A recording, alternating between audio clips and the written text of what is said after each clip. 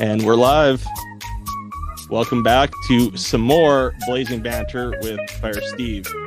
And today we got a special guest, firefighter Johnny G. Apparently Big D, but I can't corroborate that whatsoever. That's all on him. Welcome to the podcast, John. Well, thank you for having me in here.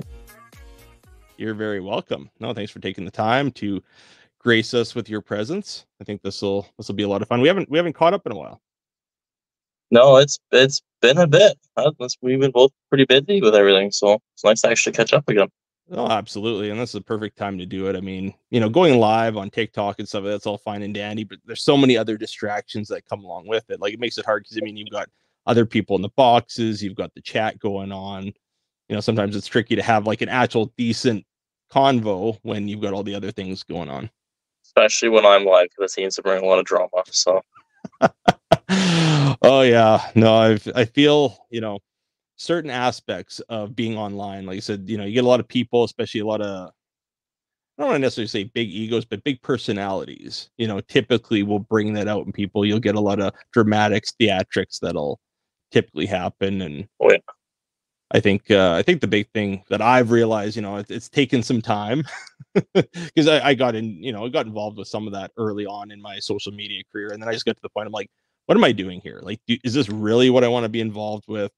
Yeah. So, I kind of took that step back and been like, okay, well, I'm going to go out there, do my thing. And, if there's something going on over here, I'm like, it doesn't concern me. I'll just, I'll go hang out over here for now. Yeah, it's definitely, you can get caught up into it pretty quick, but once you're out of it, you don't want to go back because it's not worth it. No, and that's the thing. I think once you go into it, it's like anything else. You don't realize, it's like quicksand. You don't realize you're in it until you're in it, and then you're like, shit, how do I get out of this thing? And how do I take my steps back? But then as you move on, you can kind of like see it coming. Like, you kind of have that foresight. You can kind of anticipate. It's like, oh no, okay, there's some beef going on over here, and it's like, hey, if it doesn't affect me at all, then I'm just gonna sidestep it all. And once the smoke rolls over, then I'll pop back in and interact once again. Yeah, I seem to go in there guns a blazing no matter what. So, you're learned young, my lesson. Young, dumb, and full of stuff. Anyway. No, and I think, like you said, I think we all go through it.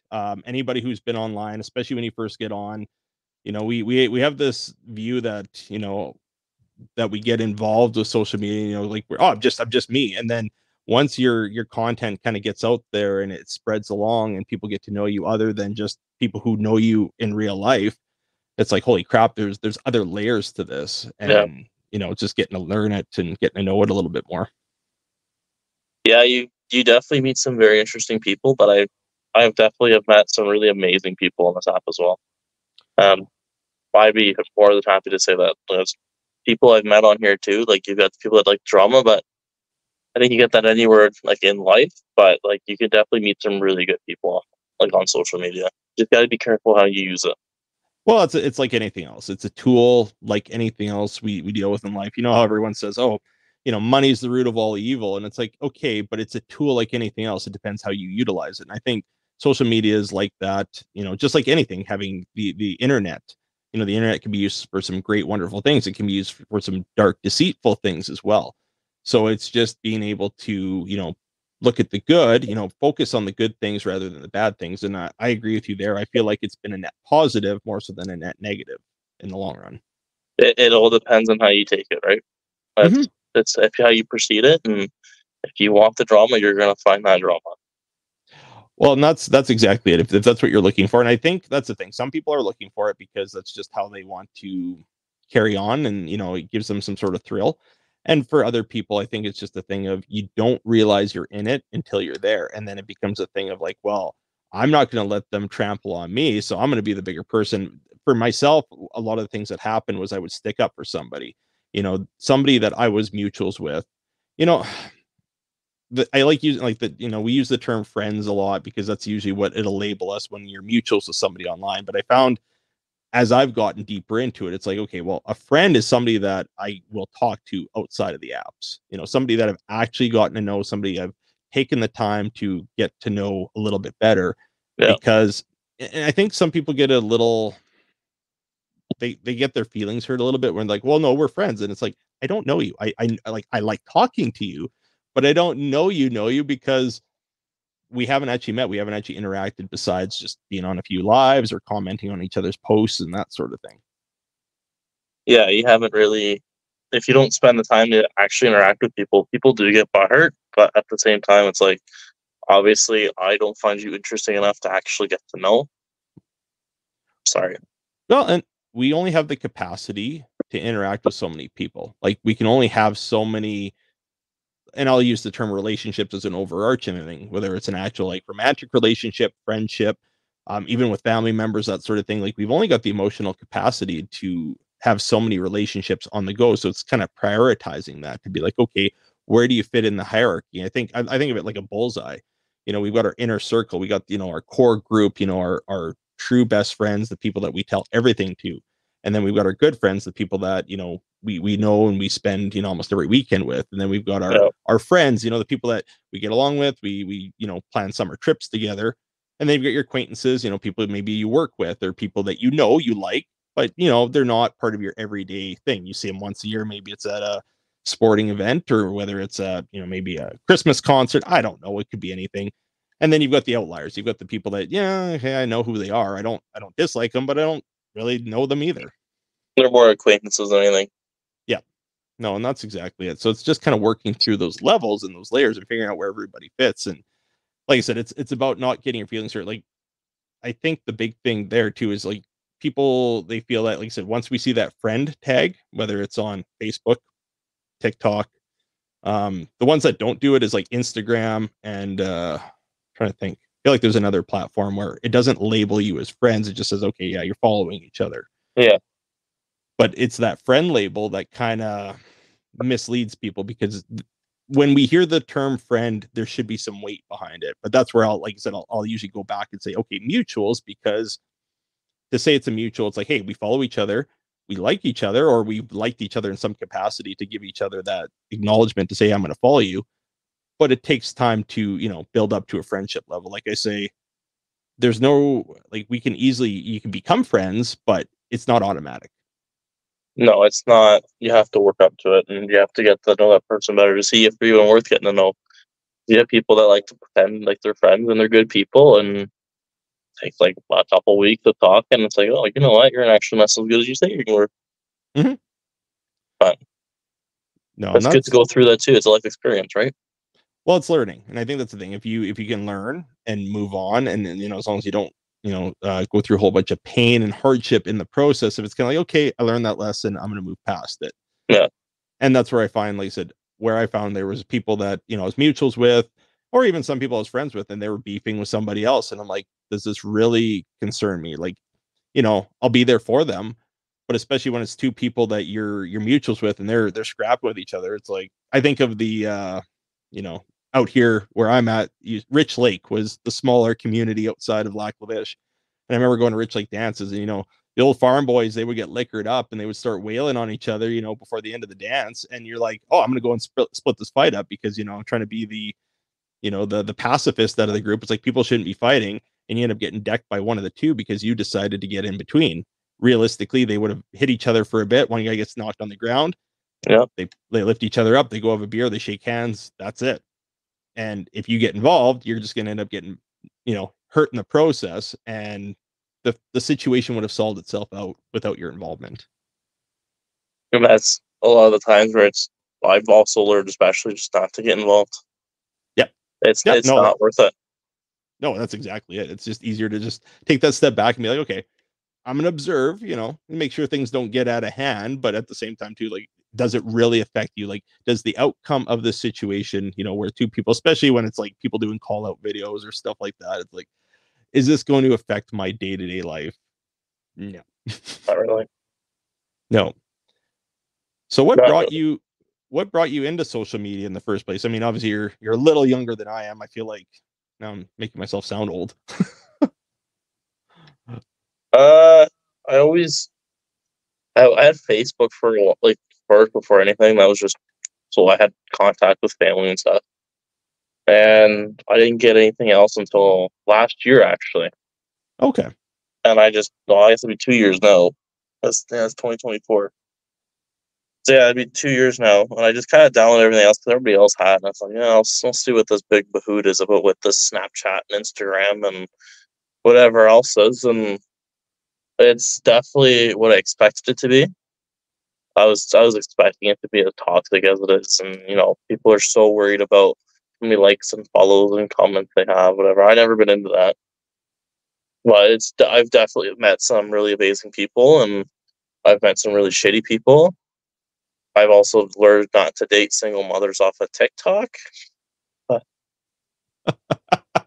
especially the Learn ones it. that drink on live all day. So definitely don't make that mistake. But it's also something you can learn from. But the girl I've met off TikTok now, like we've known each other for a while, and she's amazing. But it all depends on who you put yourself with, and like what atmosphere you put yourself into. If you're not sure what you're looking for, and like in the friend group and stuff, you're just gonna put yourself with whoever you see, and you're not gonna like it.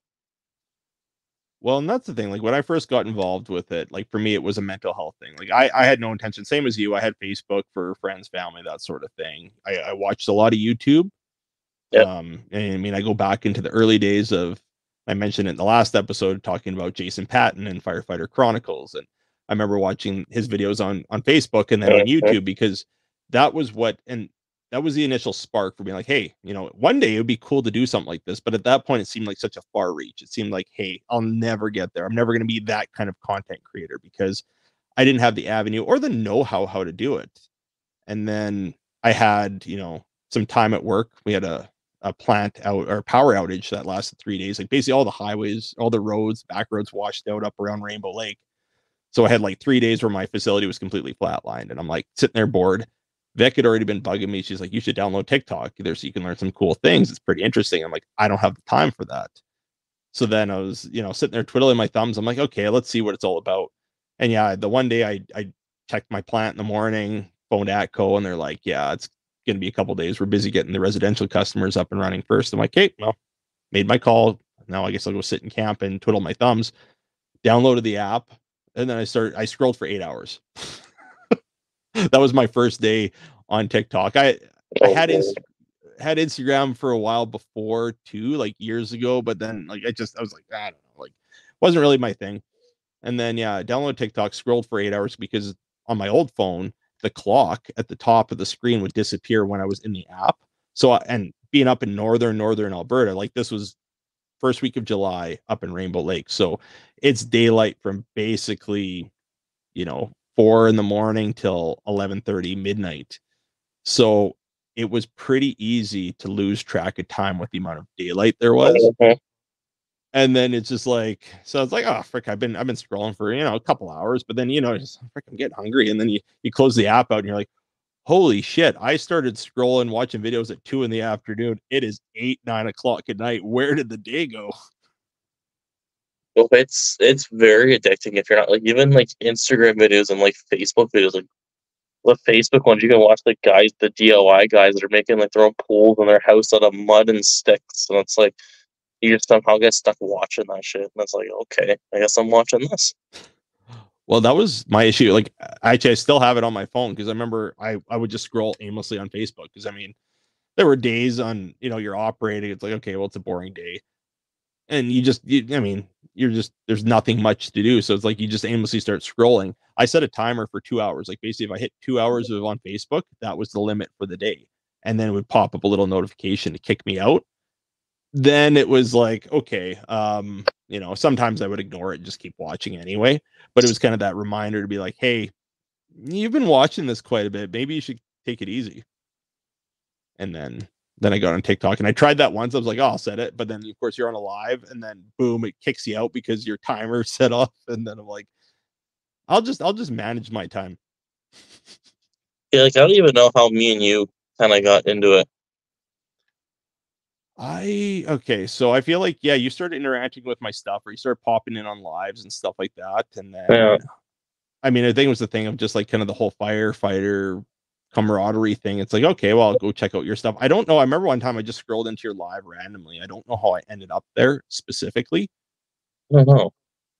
And then it was one of those things, like I said, I could tell, like, even too, like we were talking about, like, every so often I would pop in. You guys would just have random chats, especially because you would be on like, 3, 4 in the morning. And if I'd get back from a fire call, I'd be like, hey, I'm not ready for bed yet. So I'm gonna sit here and just shoot the shit for a little while.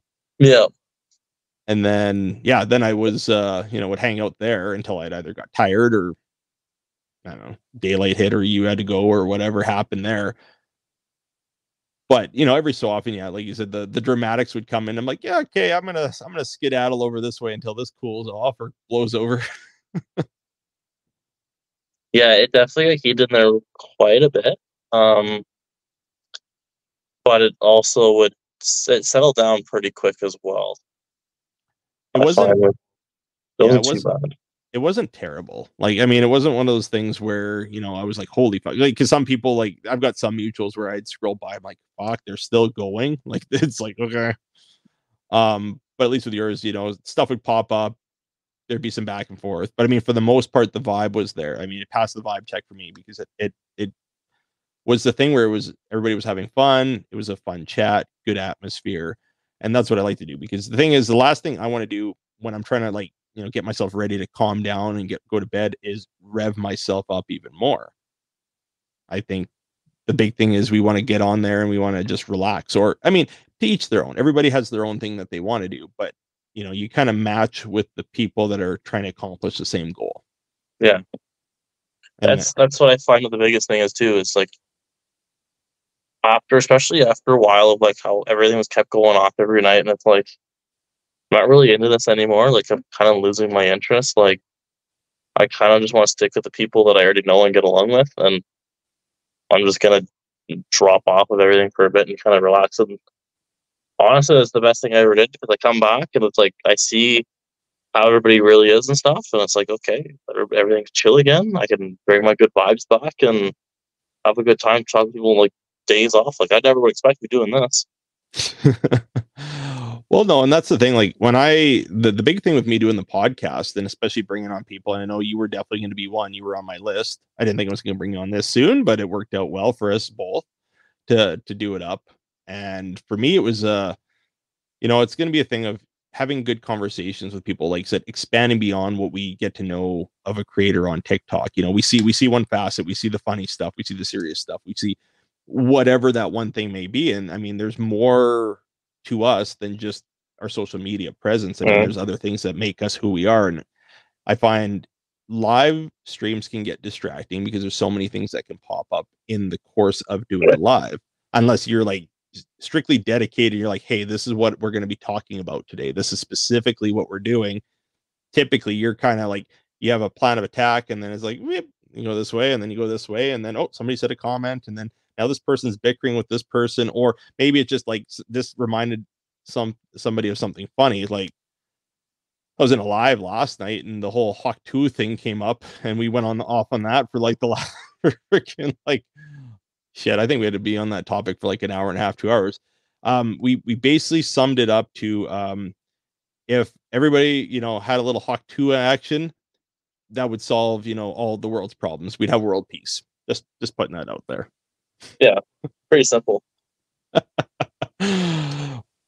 No, it's definitely can get very distracting though. Like if like there's no way you can keep alive at one topic. It'd be impossible. You'd have to like not have anybody in there. well, and even But even with the podcast too, I mean, there's gonna be like, we'll be talking, and I've got vague guidelines. I've got a few points that I'm like, hey, we're gonna, kind of like guideposts to be like, okay, if we start getting to a point where it's like, okay, let's move on to the next thing, or we kind of run out of steam, here's something else to pop onto. For the most part, and as you can tell, we've been chatting for almost 20 minutes now, and we just kind of got going. We jumped into it, and where we started wasn't originally where I thought we were going to start, but hey, you just let that conversation flow. that's what I think what makes it nice when you have good people to talk to because then you can just talk about anything and that doesn't you don't have to worry about it. No, and that's exactly it. You just have that convo, and it's it's fun. You, like I said, you let that conversation. I Like I said, I don't like being so strict. unless, I mean, you've got certain key points you want to hit on, or, and that's what I like about long form conversation, is that you just kind of let it go and wherever it goes. And I mean, I've got no strict deadlines. I mean, my goal has always been like, okay, the episodes are going to be an hour ish. The first episode was an hour and 40 minutes. So it shows how much of the ish. Yeah. That's pretty good. But like I said, you get onto a good topic and you just kind of be like, just kind of, you go with the flow with it. And that's what I love about conversation. So that was the big thing. I mean, looking at this whole thing here and moving forward with it is, yeah, there's some people I want to bring in and be like, hey, I want to get to know you a little bit better from, just what I see of your content. Or there's going to be things where it's like, hey, this is somebody that I really want to talk to. It's kind of a vanity project in that regard as well. It's like, hey, there's some people that, you tell them, hey, I've got a podcast. Hey, I'll come on your podcast. It's like, sweet, let's do it up. And it allows you to have that interaction. But those are always good interactions to have too, the unexpected ones. Exactly. And then the third thing is just to have fun with it. I mean, there's going to be a cast of reoccurring characters, and you're definitely going to be one of them. Of, where we're just going to come on and shoot the shit. Like maybe there isn't an actual plan of attack for that week. Maybe it's just like, we're going to come in and maybe, instead of just being two of us, maybe there'll be 3 or 4 of us just kind of randomly riffing on whatever silly ideas or whatever random stuff we feel like talking about that week. And that would be a good way to have the community kind of engaged as well. Well, get different opinions on everything. I mean, like looking at you working, you're on the road quite a bit with your job, such as myself. I mean, I spend a lot of time traveling from camp to home or just traveling in general. I spend my whole day in a truck by myself. And it's like, I want to find something, I want to produce something that I would listen to, something that I would put on to keep me entertained. And I think that's the big thing is that if you can feel like you're part of that conversation, you're kind of the fly on the wall listening to a couple of people chatting, you can kind of carry along and be like, hey, these are some good points. That was pretty funny. This guy's on glue. I don't know. Hey, don't be dissing the glue, man. The glue's good for you, especially Elmer's. Elmer's? Okay, are we talking? Okay, what was your favorite glue growing up? Was it the glue stick? Was it the like the Elmer's white glue, or was it like the stuff that almost had like an amber color and had like the red tip on it that you had to like had like the bingo dabber looking? Oh, I was fancy. I liked the Elmer's glitter glue. Oh, you were in the glitter glue. So like glitter glue. Oh man, that stuff was the best. Like, did you like paste it on your hands and then like do the whole thing where like it looked like you had a second skin, you were peeling the glue off, almost like gold member? That was with hot glue. I did that with hot glue. Hot glue. I just put the glitter glue in my mouth. And just, yeah. Just like a glittery dragon. Just that's the reverse dragon. That's what you're thinking. The reverse dragon. It's fucking glitter everywhere. The funny thing is my parents never knew it was glitter because the glitter would never come out in my diaper. Well, I don't know where that glitter went, but I feel like when your time finally comes, and if you're like, hey, I'm gonna get, I don't want to be buried, I want to be cremated. I think the person that's doing the cremation is gonna get a glittery surprise. You're gonna go off like one of those porch pirate bombs. It'd just be fucking glitter everywhere. See, I was saying as a joke, my mom, it's like, I want to be a piñata, like fill me up with candy, and I'll just blow up and all these fucking confetti everywhere. Surprise! And this podcast just took a turn to the dark side.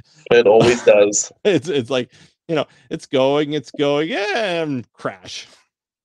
That's usually how our lives end up too. So I mean, it kind of makes sense this was gonna happen. Well, I feel like dark humor has a place in, being in the first responder space. A lot of people are like, well, how can you talk like that? I mean, typically, we all make a lot of dark humor jokes, not publicly. It's not like, I'm standing up on a stage saying the things, but it does become a coping mechanism. It helps us work through some of those traumatic things that we deal with and we see on calls, especially, like I said, when you're dealing with people and humanity at its absolute worst, and you're dealing with death and dismemberment and just all that nastiness. But it is a part of life, and we're there to do our jobs. But at the end of it all, we have to be able to decompress, and that's where a lot of those dark humor jokes kind of come in to fill that void. Yeah, that's definitely why my dark humor is I'm definitely a lot worse in public, I find, just because I just say it in my head and it just comes out. Right. It's not usually that bad, but it definitely has a point where it's like, I probably shouldn't have said that, but I just said that. I can't Well, really take it back, so I apologize to the kids that just heard that. well, and Hopefully, you never know what that means. I think the biggest thing is as long as you're showing compassion in front of the families and stuff like Oh, that is the main thing. I think afterwards, I remember going out for dinner. Like when I first started on the fire department, and I'd go out to I had a lot of friends that were EMTs and whatnot, and hanging out at the EMS base, and we go for lunch, and you'd be talking about like stuff you've seen on calls, and just eating like a plate of spaghetti, talking about, oh yeah, I remember that one time, so but buddies guts were hanging out, and you're just like, anybody else would look at us and be like, you're absolutely nuts to be talking about that sort of thing. But it's like, it feels good to just kind of get it out there in its own way, because you need to be able to express it out one way or another, because otherwise that stuff's just going to fester and build up and just tear you apart inside. and I have definitely made that mistake last year. I made it I let it stick around for way too long, and it definitely ate me up, and I got to a very bad place very quick. And in life, I felt like just kind of collapsed. Like my dog died, like my mom was really sick. I was sick again. It's like it was just coming to a point where it's like I almost gave up, and I kind of just stepped away from it for a bit. It's like okay, like I need to reevaluate what's going on here, and I'm glad I did because it saved my life. I'm not being 100% honest because I definitely something would have happened if I didn't take a step back. And it's very important to realize that and get to that point, because there's a lot of people that just, well, especially as guys. I mean, right now it's June, it's Men's Mental Health Month. We got so many people that work not only as first responders, but in the blue collar industry, and just guys in general. We're conditioned. I mean, not to say that females don't deal with mental health issues as well, and that's absolutely valid and important. However, guys are conditioned in the way of like, well, no, it's not manly to cry. It's not manly to talk about your feelings. You shove that shit down and you just grind your teeth and just deal with it, because you're not a little sissy. And it's like, this is the reason why we have such a bad mental health epidemic going around, is because people aren't allowed that space to deal with it, to talk about it, to it's not weakness if you're saying, hey, I need to take a knee. Like, there's just sometimes like we can't continue forward, and we need to know what our limitations are, and it's knowing what those limits are and when and how to deal with it. That's super important. But that's also what society has made it seem like as it's makes you feel like you shouldn't talk because you're supposed to be the strong and you're supposed to be the one like has no issues with running into buildings all the time and like dealing with all these calls because they make you think this is what you signed up for, but in reality, this is not what we signed up for. Nobody would expect it to be like this. Well, it's like my station chief always says, like when we're talking about critical incident stress management and CISM stuff, and it's that whole thing of how our reaction is to it. I mean, when we deal with something, when we see something traumatic, we have a reaction to it. That's a normal reaction to an abnormal situation.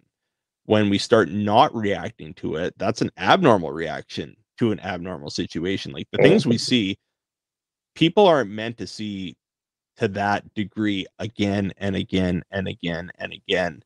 We are seeing so many traumatic things, and there's varying levels to it.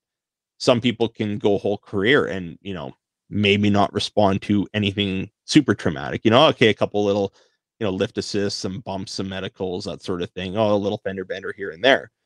But the vast majority are going to see at least something in their career at some point where it's like, holy crap, like this is going to make or break me. And that's the biggest thing we have to be careful with. And I mean, looking at the longevity of people in these careers, is that we don't focus on our mental health. Like we spend so much time thinking about our physical health, like, oh, eating right, exercise, getting enough rest. That's something I should do more of. Uh, I think both of us are in that department. Yeah, but we're so focused on the outside that, you know, it's hard to look at the inside and to focus on, you know, how our mental health is doing, because if we don't take care of that, it's very quick for everything to kind of domino and fall out of control. And that's the thing too. It was like I noticed I was getting numb to things and like doing all the overdoses and stuff, especially with people under the age of 18. I was numb to it. And as soon as I realized that, it's like I need to walk away because this is not something I should be numb to. No, and that's the thing. Like once you start getting that, like I said, that lack of reaction, because that's, I mean, when you see somebody in distress, you see somebody in pain, the natural reaction to be like, oh man, this is not a good thing. And like you said, once you start getting numb and being like, hey, whatever, you know, this is kind of a whatever thing. Like, oh yeah, this person's died in front of me, or on, you know, knocking on death's door before you hit them with the Narcan and bring them back again. You're like, whatever. You have to, it's recognizing that, recognizing the signs, and having those conversations with people around you. I think that's the biggest thing of having a positive support network around you in order to build you up is super important. That is just really hard to find, sadly, because it's Well, hard to find people that actually care. well, it's a tricky thing. You know, the first thing, I mean, one thing we talk about all the time is not bringing things home. I mean, for those that have somebody at home to talk to, and I think we kind of briefly touched on this on a live last night, but talking to your significant other, the person's at home, whether it's, you know, wife, girlfriend, boyfriend, husband, you know, whatever that may be, that's always the go-to. You know, we always find our person, the person that we spend all our time with, if we have that person, or a really close friend if we don't have a significant other. But you find that person, but they're not necessarily the best person to talk to, because unless they are a first responder, it's kind of hard for them to relate. We don't want to, you know, give them that vicarious trauma in the process. We don't want to traumatize them while trying to like deal with things ourselves. So that's where, you know, I talk to a lot of the young guys on our guys and girls on our hall, saying doesn't matter who it is, doesn't matter if it's the person that's the official critical incident stress management team, or if it's somebody that you just get along with and trust and somebody you can vibe with, that if you can find that person to chat with, I mean, even, and that's what I like about even social media here too, is it's opening up those doors to be like, hey, maybe I don't have anybody within my hall I feel comfortable to talk to, but maybe it's a thing like, hey, I can talk to you, you can talk to me, that sort of thing. Yeah, and that is one thing I have found that was good with like social media. But you also have those people that ask you the really stupid questions of like, "What's the worst thing you've seen?" and just stuff that like you get asked all the time in public. And it's like, well, like I'm not gonna tell you what the worst thing I've seen because honestly, I don't even know if I could tell it. Well, and I think the problem is most people don't realize what they're asking, because the minute they ask that, they think they're gonna, you know, everybody is so, it's so Hollywood. People are thinking of, oh, I seen Ladder or Station 19, or I seen Rescue 911, Hmm. and they think they're gonna get some fucking grandiose story, and not realizing that by asking the question of, well, what is the, you know, what is the worst thing that you've seen, is opening up a traumatic wound. It's like ripping a scab off a wound. You know, you're ripping that wound back open for the person that's taken time to deal with that traumatic thing. I've got no issue talking about some of the crazy things I've seen. You know, 20-pound propane tanks blowing up, and you hear Oh, ammunition popping off in a gun cabinet because of the heat, stuff like that. I mean, that it's cool. I mean, I'm not gonna lie. It's like, hey, this was crazy in its own way. It's like this, I'm in danger. It's like the whole Ralph Wiggum meme. mhm. But the other part of it too is like, so when people ask, well, what's the worst thing you've seen? It's like, well, we want to open up that wound? And I think that's the biggest part. I mean, like I realize now that I keep doing these podcasts, I say I mean a lot. I'm trying to work on that. But the biggest thing that I'm looking at is educating people, because there's people that come in that they don't realize what they're asking. Some people do, and they're just being assholes. But there's some people that don't realize. They just figure like, hey, this is a conversational point, and it's like, it isn't. It shouldn't be anyway. It shouldn't be, no, but it is, and that's the thing that I think people like. like I definitely think what you said too about having somebody special. Like you've got your wife, who's an absolute fucking gem for you. Like she helps you with your shirts and your stickers and stuff, and that's awesome. Mhm. And like Olivia, my girl, she come out of nowhere and has been absolutely amazing. So fucking supportive. Like she wants me to get back into firefighting and stuff. She's helping me mentally get prepared for it, everything. And that's honestly like I said to her the fucking first, like I said to my mom, I'm marrying this one.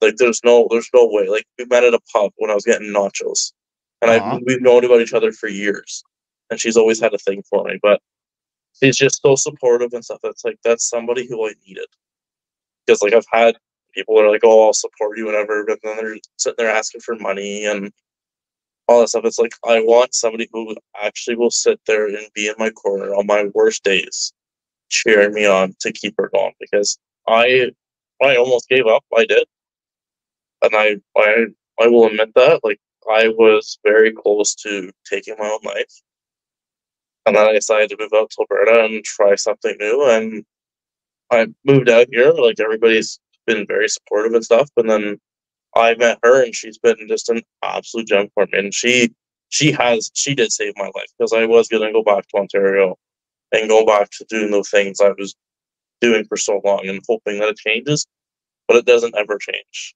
And the fact that she was able to save me, and now that I'm here in Alberta, I'm making good fucking money. I'm in Winterpeg right now, which I hate. I don't want to be here anymore. I can leave tomorrow. I'll be very happy. But I love Alberta. I love the people in Alberta, and I love her. And I can't wait to spend my life with her. I really can't. And she's just so supportive. It's just I can't wait to spend life with her. And I'm Well, not happy to say that. And that's scary to me. well, and that's amazing too. I mean, that's part of going through life and growing. Like that's the thing. Like we always need to be growing in some facet, some capacity. Is that we look at things and we always think, okay, well, here's where I'm at. This is where I'm at. This is where I'm going to be. I mean, to take that step, to take that courage, to be like, hey, I'm going to leave where I'm living, where I've been my life, and I'm going to go someplace else. You took that leap, you took that step, you realize where you were at wasn't working. And I think most people keep trying to hammer in, they keep trying to like make it work. It's like, wow, it's if I just keep pushing a little bit harder, this is going to work. And I mean, it's like the little block thing that babies play with, trying to put the round peg into the square hole or into the triangle hole. Like eventually it just like you keep beating your head against the wall and it's not going to make a difference. You need to take that thing and be like, okay, we're going to take it from a different step, different Yeah. approach, different vantage point. So you have to do something different, pivot your way of looking at things and be like, okay, well, I'm going to try this. You have to step outside of your comfort zone, Yeah. as scary as that can be. You're like, ooh, comfort. Like, I know where I'm at. This is my safety blanket. I know where I'm at. But at the same time, too, you're miserable. But you're like, yeah, I'm stuck here. But to take that step and be like, okay, well, I'm going to try something different. Takes a lot of courage. But Yeah. once you do it, then you look back on, you look back. That hindsight's 2020. You're like, holy crap, why didn't I do this sooner? Yeah. Well, I came out here with just this bag here. I had a little bit of clothes in it. I bought the ticket overnight. I didn't have any of my belongings. I didn't have a vehicle. I come out here to rent a place. I was working like 2 times a week. I was just struggling to find a job, and like it was getting tough. Money was getting tough. I was eating once a day, if that, and it came at the point where I was eating once a week. Wow. And then I had enough emergency funds where I can get a plane ticket back home. And I was debating, and I really was. And I decided to apply for a different company. I heard back from them. They flew me out. I worked for them for a bit. They flew me back home again. And when I freaking met her and shit, it's like, I think I gotta stay here now. And I've already got like a promotion and stuff from this job I'm at now. Like, it's definitely nice to see kind of like working out really nice. Like, yeah, it sucks that my truck got totaled in Ontario and I had to buy a whole new vehicle. That sucks, but at the same time, it was old. I was kind of expecting something to happen. And the way I look at it too is it happened for a reason.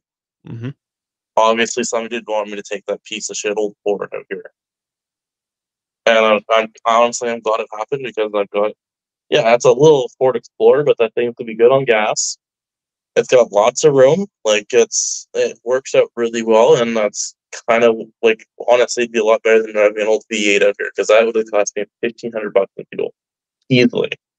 I think it also goes hand in hand, kind of what we were talking about earlier with the whole like being a man and stuff like that. I think the whole ideology is like you have to drive a truck. It's like Yeah, why? What does it matter? Whether you, I mean, it's a vehicle to get you around from point A to point B. I think there's so many people that put so much weight into what they're driving. Like the first vehicle I bought, yeah, it was new used. But the first vehicle I bought was a Ford Escape. It was an I want to say an '04, maybe an '05 Ford Escape. I love that little SUV. It yeah, was a little, motored around, did what I needed to do. Eventually, I sold it. When I was working, running power tongs, stuff like that, I got to the point where I'm like, well, I didn't have a family at that point. I wanted like, I think in my mind when I bought it, I'm like, oh, it'll be kind of, I can fix it up a little bit. I can put a lift on it, thinking more like a Jeep. But you mm-hmm. can't do like you can't really do a whole lot of things with those No, Ford Escapes. But it was a solid little unit. I napped in that thing. Like you could fold the seats down and turn it into a little camping sleeping area. And I drove that thing until I just found I was like, okay, I'm running my 1 ton tong truck through the winter, and then I had my Mustang I would drive in the summer yeah, until got to the point where I started having kids, and that's when I picked up my '05 GM because we needed something bigger to fit more than fit a car seat in and all that stuff. And besides that, and then I put it to work. I mean, that thing I was a family unit, and then now I've been using it as a work truck for the past five oh no 8 years, something like that. So it's been a workhorse. I mean, it's definitely paid itself off. But the moral of the story is you get the thing that's going to work for you, whether it's a Explorer, an Escape, a Topaz. I remember my first car was my first car was a Mercury Topaz. oh Jesus. Well, like I never really care with the image thing because I had two smart cars at one time because I had a dream that I was gonna put two of them together and make a smart car limo. Oh yeah. It never actually worked out because that's impossible to do. But like I had a Ranger. Like my first car was an Outlander, Mitsubishi Outlander, and I drove that thing till it blew up. And then I went, it's like, you know what? I'm making good money. I'm working at Toyota. I'm gonna buy a new Ranger. That was the best truck I've ever had in my life. I wish I never got rid of it in the first place. Fucking But Ford Ranger. yeah, Ford fucking Ranger. And I went and bought this F-150, and it's been nothing but problems. And it's like I'd love to have an old truck, but like the amount of trouble this like I paid $500 for it. I spent $17,000 on it in less than a year. And it's like, okay, this thing's costing me an arm and a leg for fuel every week. Like I was just gonna drive it out to Alberta, and I was just gonna go back and forth to Jasper, and that was it because that thing could not do anything else. But luckily, not really luckily, but it got totaled before it even made it to the shop. So it did need another $15,000 repairs. But like, I don't really care what I drive as long as I have room for everybody and to go. Like, I like being like a designated driver and stuff. Yep. But like, I wanted something a little nicer than an old truck. Like, I miss having like Bluetooth and power windows and like actual seats that weren't just a blanket on top of a freaking metal frame. Like, Yeah. I miss having an actual seat to sit on. It's like thinking about it too. It's like I'm driving 39 hours. Like, I won't be able to move on this freaking towel. Like, I don't have a seat to sit on. I'll be driving from the freaking passenger seat. Well, and that's the big thing is that it gets to a point where sometimes we get stuck in that sunk cost fallacy. Yeah. Sometimes we're like, well, I put so much money into this thing, it's got to work, and then you're just like, no. At some point, you're going to keep sinking money into that thing. You're going to keep putting more and more and more in to the point where if you would have bought something newer, something a little bit more modern, yeah, it's a bigger hit up front, but over the long run, you wouldn't have spent as much. And also, too, like you said, those creature comforts are super important. Like you said, the Bluetooth. Like I look at my '05 and there's things I was going to upgrade in it because it doesn't have Bluetooth, but I've been using this little FM transmitter, Bluetooth Yeah. transmitter. It does the trick, and I'm at the point looking at that vehicle. I'm like, well, it's kind of at the end of its life, especially with the amount of torture I've been putting it through on not only up in Rainbow Lake, but also now in Red Earth. Like it's getting beat to shit on the back roads. But the fact that I'm beating that one up instead of my newer truck, it just means that I can get more life out of that. And then eventually I'll have to buy a new truck and then use the then my new truck now will become the old truck, and you just kind of work through it, and that's part of the life cycle of oil field vehicles. But yeah, so much of a life for those things. Those things get torn up pretty good. They can. I mean, it gets back to how you take care of it. But I mean, there's some things to you buy one make a vehicle. Like I said, you have a Ford Ranger. Well, freaking Fords are awesome. This thing's and then you buy an F-150 thinking, oh, frick, the last Ford I had was good. This one's got to be good. And sometimes we just end up with a lemon. It's a piece of shit, and it just gives us nothing but grief. And you're like, well, what the hell? Yeah, I made the mistake of thinking that older was better, and I got rid of the new truck that I had. Could have kept that one, I'd be fine. But my sister did drive it through her garage, so That'll muck things up a little bit. yeah. Well, she decided that she wanted to test out the boost bumper on it to go through a brick wall. She went through the brick wall just fine, but it didn't damage the truck. But no, like, I probably shouldn't have something as powerful in the driveway when I'm not home. That's why I got rid of it, because it's just too powerful and it was always sitting. Like yeah. 770 horsepower or something on a little 4-cylinder. So it's just quick. Well, I think the thing is too is when you have stuff that's just sitting, it's not doing anything. It's just kind of chilling out. Like that was me and my Mustang. I love that car. I bought it for my how was it 21st birthday, 20th, 21st. I can't remember. Anyway, when I bought my Mustang, it was an '07 GT. It had 10,000 K on it. Instead, I paid 23 for it, something like that. Anyway, it was beautiful car, shaker hood on it. Had some get up and go. And I never drove that thing in the winter. And the whole time I had that car, never seen winter roads. I think once maybe I had to move it, but besides that, I never drove that thing in the winter. But also too, it just had way too much jam to. Even if I tried, I would have been slipping and sliding all over the place in a rear wheel drive car. Yeah. And then of course life happens. You have kids. I'm like, hey, cool. I'm like, Mom, we had our first, and okay, well, when she gets a bit bigger and the car seat flips around, we can take it on road trips, which we did. And then we had second, and then same thing. Okay, well, once the car seat flips around, we'll take it on a family trip. I think we might have drove around a little bit, and then boom, we had our third, the boy, and it's like, Kate, there's 4 seats in this car. There's no room. So No. that thing spent more time parked than anything. I used it for business meetings. I would take it down to Calgary. It's like instead of burning fuel in the truck, I would take the car. But it just got to the point where it was sitting majority of the time. Like, it's time to part with this car because it doesn't make sense to keep it anymore. You still have to insure it. You still have to do the registration. There's still a level of maintenance you need to do in these things, even if they're sitting. You got to rotate the tires. You got to run the thing. You got to change the oil. Like, there's things that deteriorate if you don't do anything with it. So and then there's also the inevitability that some jackass comes by and tries to steal it or vandalizes it, or you get a Mm-hmm. wicked hailstorm. Like, so many little things where I'm like, okay, well, as much as I love it, I'm like, it's going to be more beneficial to sell it now. And then in the future, maybe we buy something else or something along that line. But at this point in time, it was like, no, just see you later. Sorry. Yeah, that does suck. But at the same time, like you're growing, like your family's growing, like you have to kind of grow with it.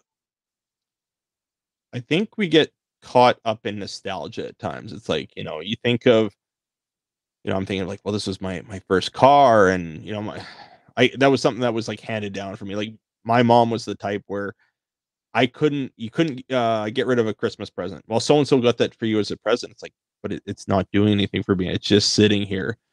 But it was so much of that nostalgia that this was given to you, or this was your first car. This was your first, I don't know, whatever. Insert. I'm gonna say violin because it's the first thing that came to my mind.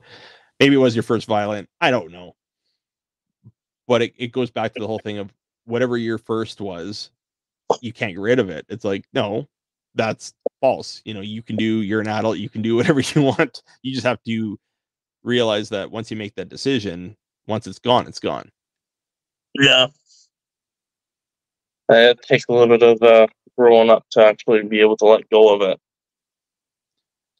I think it's decluttering. I mean, that it might be the farmer background in me as well, that there's just shit. It's like, well, I might need that. I've got, like most guys, I've got a bin of cables.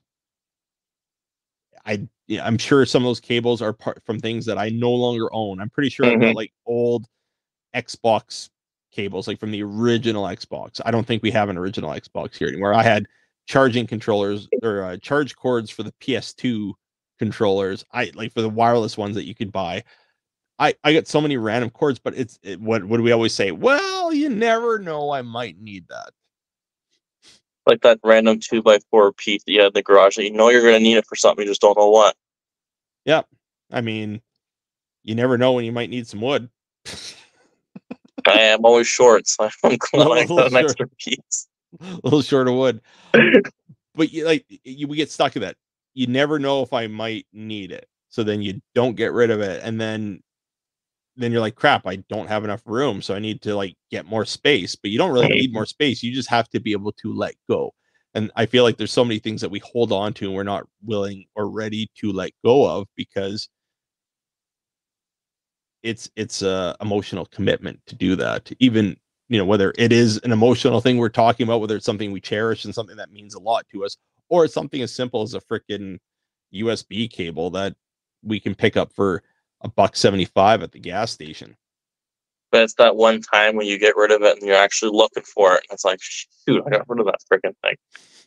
And it's always the most random thing too. Like it's like I needed a Ethernet to a printer cable, and Yeah, it's like I haven't needed one in 15 years, but guaranteed now that I don't have it anymore, it'll be needed at this point in time. It's like, what? Really? yeah, it's kind of long how that works, but it's kind of hilarious at the same time. Well, I mean, that's Murphy's law, and Murphy can be kind of a jackass. He has his moments, for sure. So currently, right now, you're out of the first responder. You worked as a firefighter for some time. You've taken a because of your change in location and all that. You've stepped away because, well, like we talked about earlier, life changes.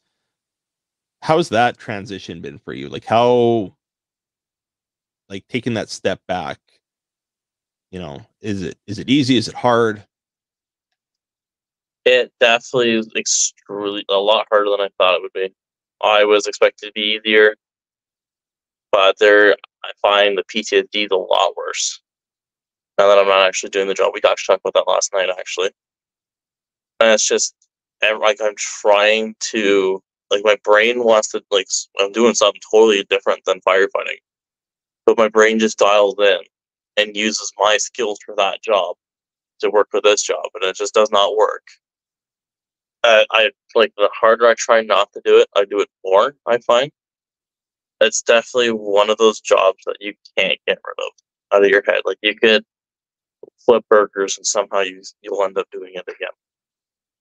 I think, like a lot of things, it's kind of a calling in that regard. Because I think of when I was on my department from 2006 to 2008, and then there was some things that came up that had me step away, and then I just got busy. I mean, there was some things like politics got involved, so I took a step away for a while. And when things kind of got sorted out, more streamlined, I had the opportunity to go back like a few years later. Like I could have rejoined in like 2010, 2011. But at that point, my life was just so busy. I didn't want to half ass it either. I didn't want to be like, well, I'll do it, but I don't really have time to do it. It wasn't until like the oil patch took a huge downturn and I had so much time on my hands that I'm like, well, yeah, let's consider this again. But it was something I talked about a lot. And for being such just a small fraction of my life, Mm-hmm. 2 years leading up to the point where I walked away from it. And I mean, I was only really active in it for about a year and a half. And then because I think in total it was like 2.5 years by the time I handed my pager in from when I had joined. And that last 6 months, I was basically a ghost at that point. But it was still something that was truly part of me. And I think that's the thing. And that's where I look at the calling. It is a calling in that aspect of if you want to do it, you're going to do it in some capacity. Whereas, like you said, if you're going and doing whatever job, if you're going to do it, it's there or maybe it's not. But with the fire aspect, especially, I know for myself, it wasn't something that I could just easily forget about. It wasn't just like, oh yeah, I did that. It was like I did Yeah, I that. I have the habit still of like looking up smoke alarms and seeing how many. I'll go in and like a random restaurant. I'll be counting the smoke alarms or standpipe system, what kind of type it is, what connection they have to the building, and they're following fire code and stuff like that. Just stuff has just been so drilled into my head that like I like, even like going on trains and stuff. I'm like looking for the smoke alarm. It's like this is a freaking train. Why is there gonna be a smoke alarm in here? Old habits die hard, though. I think there's certain careers. That was the one thing. Like when I ran power tongs in the oil field, like screwing pipe together was my job. There was really no real world application. There wasn't really like anything that was relatable in the real world, other than like just screwing a pop bottle lid on a pop bottle. Other than that, there was no real life application that where I'm living my day to day life where it's gonna have that impact. I did janitorial for a while, and when I did like floor maintenance, so I did like the stripping, waxing, burnishing, that sort of thing. For a long time, I remember I'd walk into stores and I would be staring at the floor, looking how shiny or not shiny it was, because it was right there in front of you. But it still pales in comparison to fire. Like I said, you hear a fire truck, you hear a siren, you're like, Yeah. Well, where are they going? What are they doing? yeah. And the fact that you can identify what emergency vehicle is just on the siren drives people crazy, and I love it. Yeah. It's like, oh yeah, it's a fire truck. Like, how the heck do you know? It's like, well, you don't hear the difference in the siren? No. Well, you spend enough time doing it, and that's the thing. It gets so ingrained into you, and like I said, becomes a part of your being. And I think that's why when you get the people that aren't into it, they go through the recruit training, they do the initial onboarding, and then they don't stick with it very much because it's just not for them. And Yeah. there's no problem with that. I mean, it's better to do it then instead of like we had members that would join up. They were in it for maybe a month, and then they would, their equipment would be in the locker, but you would never see them at the hall. And we've made leaps and bounds and being like, okay, like there needs to be an X amount of commitment. And I think on a small town, either a volunteer or paid on call department, it's tough to enforce those things because everyone's got lives to live and you need to have a certain amount of membership. It's like, okay, well, but we still have to create a minimum to, try to have people achieve those goals. And we've done it with like trainings and call response. And I mean, if a person isn't hitting certain metrics because of X reason, hey, like myself, I work away. So I'm only around 50% of the year, actually, probably even less than 50% of the year. So if I don't meet the call quota, well, perhaps all the calls came in when I was away. So that's a hard metric to base off of. But at least we have something to go back on and say, hey, this person's trying to attend where they can and contribute to the department in some way, shape, or form. And that's hard to find a lot these days is actual commitment because nobody wants to commit to anything anymore. And Yeah. that's why a lot of departments these days are having a lot of issues. Like mine, especially at my home department, after I left, they hired 6 guys and only one of them made it. They're just the agility training. It's like that's like we need more than that. Like they were hurting when I left just for drivers. And now they're hurting for drivers and guys. Like they're lucky if during the daytime they got a guy to show up, drive a truck, and run the pump. That's like, well, who's running inside? Like, Well, and that's the tough thing is that now, like, that's where you see volunteerism is dropping off across the board. And that's a very tricky thing. I mean, with everything, trying to find volunteers for, I remember growing up, there was tons of people to coach for sports, like to the point where they were turning people away. Now, you have teams that are folding because they just have nobody that can commit to coach, whether it be soccer or badminton or volleyball or whatever. I mean, there's certain key things. I mean, hockey that just seems to keep going because you've got such a infrastructure built around it. But we've got certain sports clubs that aren't even running anymore because there just isn't enough people to commit to help out with it.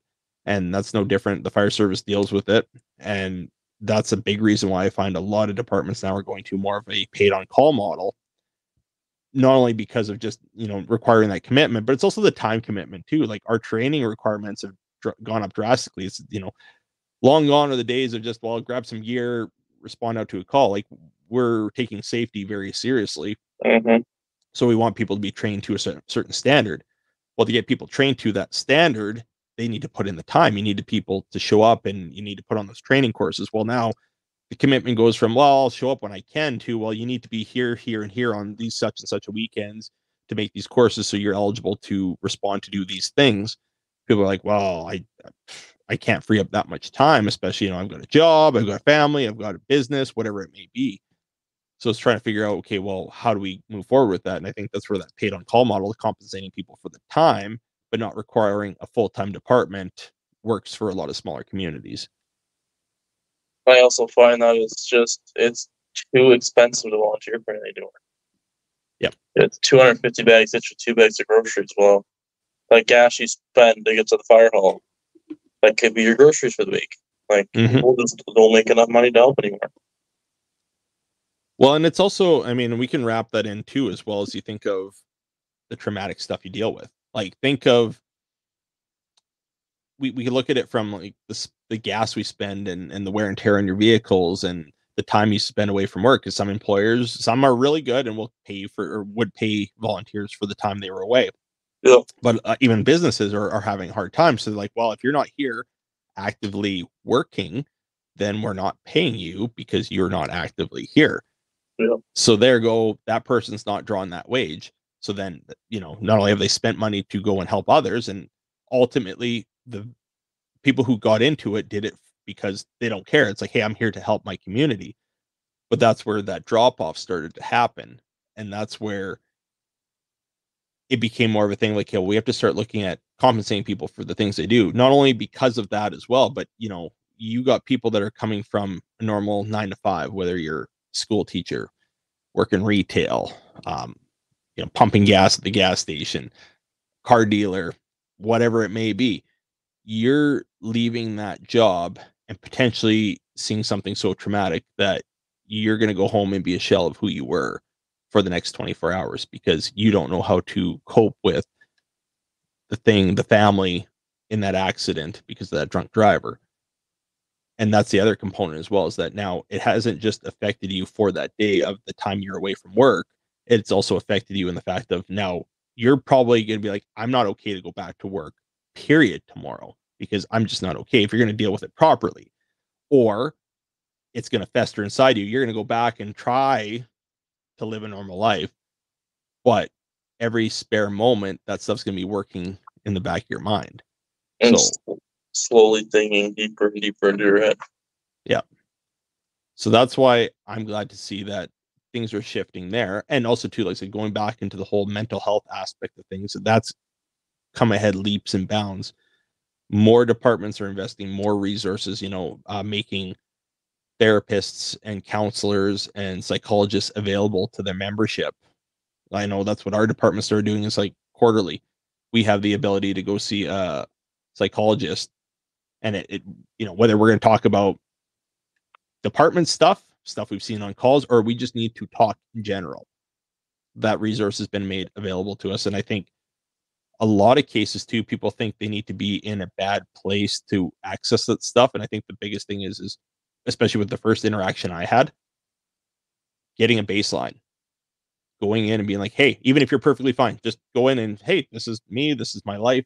Because in the event something happens, the mental health professional you're dealing with has an idea of where you were, and now they can help get you back to that point. Yep. If you've experienced something. It's just actually being able to do that. And being able to, because it takes a lot to actually go and admit that you need help, but you need to talk to somebody.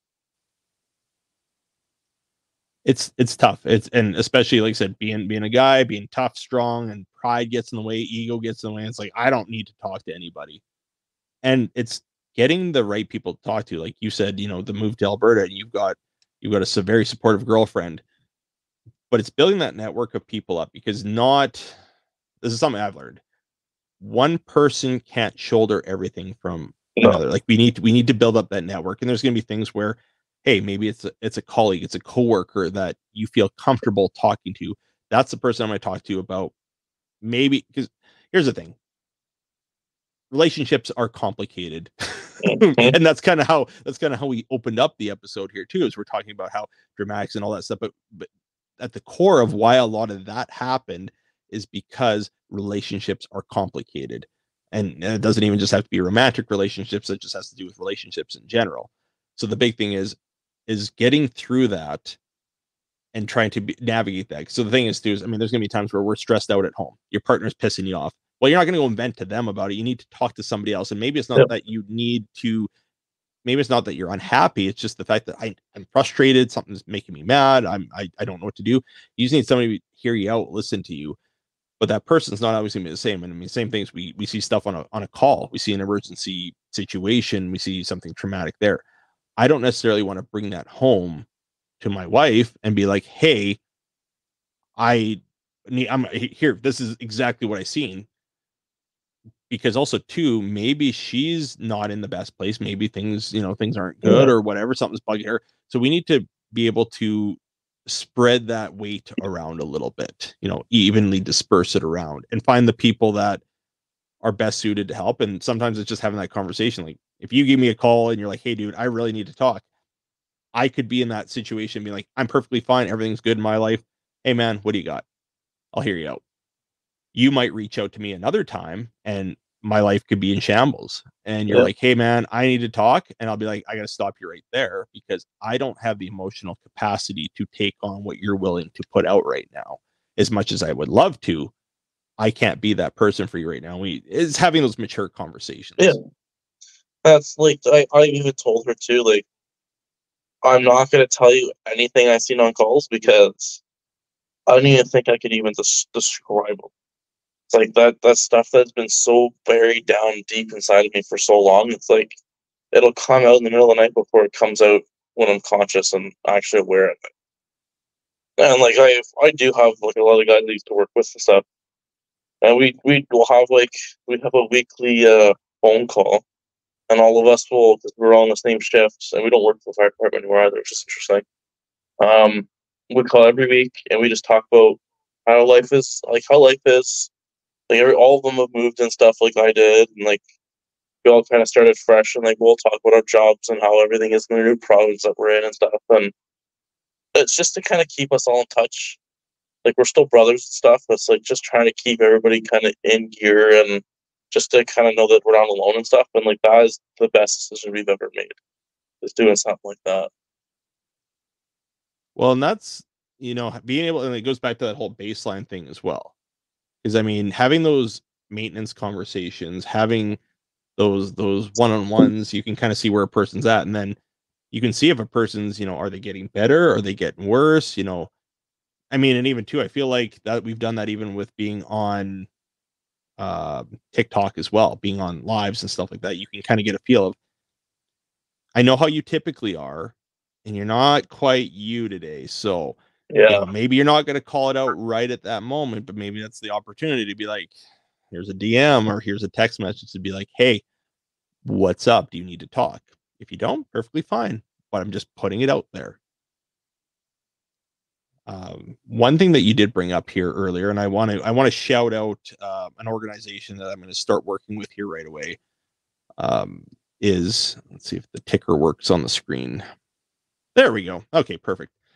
So, one of the things that you were talking about was you were in a situation where you didn't have anybody to talk to, especially, as a first responder. If there's somebody that you don't vibe with specifically at your hall or in your organization, there are organizations out there. And one of these ones is Boots on the Ground Alberta. Their contact number is 1-866-724-2684. They are a mental health resource for first responders, not for profit, and they go beyond just the typical first responders. It's not, because I think in Alberta most people think, okay, well, fire, EMS, police, military, and nurses sometimes get grouped in with that as well. But we also got other people that participate as well. We have counselors, we got tow truck drivers, we got personnel that help us out on some of these situations and these scenes. We got people that are coming out that see some of the traumatic things alongside of us. So some of their resources are available to anybody who's dealing with any of these situations. But especially if you're like, hey, I don't know who to talk to, they've got resources that can help people out with that. And this is an organization that did start in Ontario and it is spreading across country. Nice. So it's available. And I don't know if they're in every province as of yet, but I know it was started in Ontario by I think it was RCMP. It was definitely police, but it was an ex-police officer that started the organization. So it's, just getting people out there, and it's first responders, people that have done the job, that have dealt with the sort of thing that you're going to be talking to on the other end of the phone. For anybody who may need It's a it. good idea for anybody who actually needs help. That is definitely something that you can take advantage of and not keep it in. Well, and that's the big thing, is that sometimes we don't know where to turn. And sometimes, like I said, we don't know where that information is or how to access it. So having that capability, or even just someplace, hey, maybe it's a thing of like, I don't know where to start.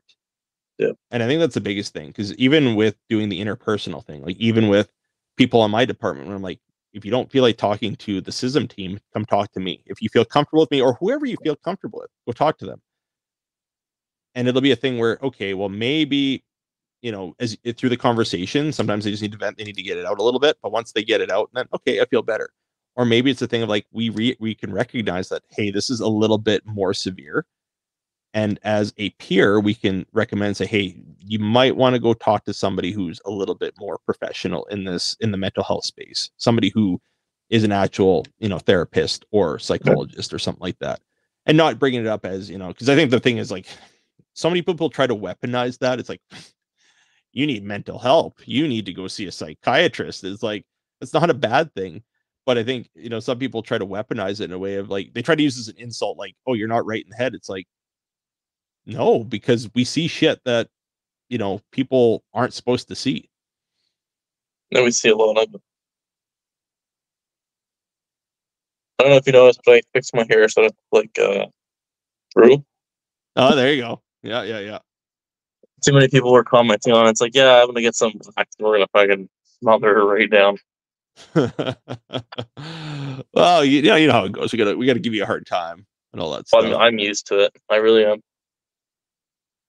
No, and that's what I love. The thing is, being online, social media, all this stuff, it's brought so many awesome opportunities. I mean, going back to even the podcast, like, radio broadcasting was something I wanted to do as a career early on.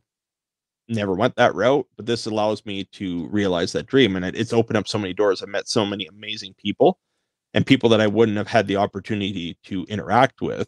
Like, I'm guaranteed me and you wouldn't have come across each other in any way, shape, or form in day-to-day life, maybe, but we wouldn't have really thought about it. And it's really opened up things to, meet people. And I mean, you've got my cell phone number, so just let you know that means something, because there's not a lot. I don't give my number out to just anybody.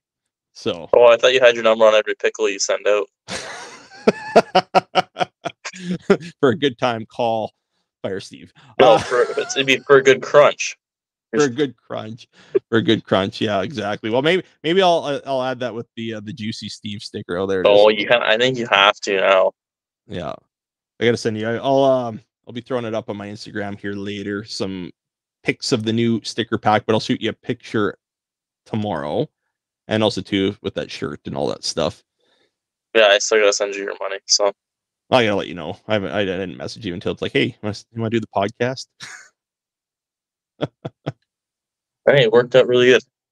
No, this was good. I'm glad we're able to connect, and I'm definitely looking forward to seeing this thing grow and gain legs, and just getting the word out there. And I think it'll be fun, listening to people. I mean, thinking of longer drives, especially summertime, summer trips, stuff like that. People can throw on the podcast, let it play in the background, especially if you're driving by yourself. I mean, if you've got company, it's one thing, but sometimes you're by yourself and it's like, shit, I got a 3 hour drive. How am I going to kill up this time? And it's like, listen to a podcast, Yeah, listen to Fire Steve and whoever's on that week, just riff about whatever. I'm definitely gonna be giving it a listen while I'm driving going back to Alberta. Because that's 45 hours of driving. And I'll probably be live for a lot of it just to keep myself awake. But I don't doubt people will be on at 2 in the morning when I'm still driving. Well, and that's the thing. And I know they've been definitely cracking down on that sort of thing as well. So I just like, I don't even attempt to do that anymore. It's just like, whatever, I'll just listen to something. And that's why I don't go live as much as I used to. But that's where I think like even doing stuff like this is fun and it gets people involved in the conversation, and just adding clips to different platforms. And Mhm. the cool thing too is, I mean, being on YouTube, we'll have the video feed so they can see our pretty faces. Or, I mean, it's also going to be on Spotify, Apple, all the fun other places where people can find podcasts, so they can get it wherever they're at. Well, I mean, But like you have TikTok, so you have a big following. Like, it would take much for you to put a screenshot of like this and put it on your TikTok. Like, listen to our podcast. Here's the link.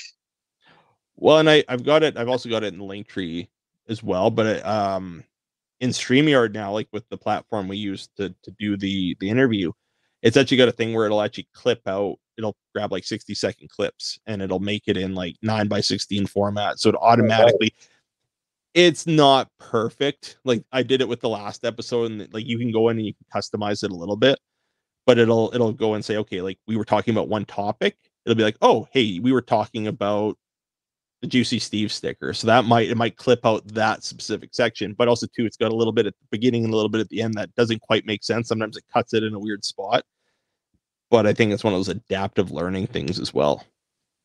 I definitely think if you promote it a little bit more, I definitely think you'd get quite the following out of it.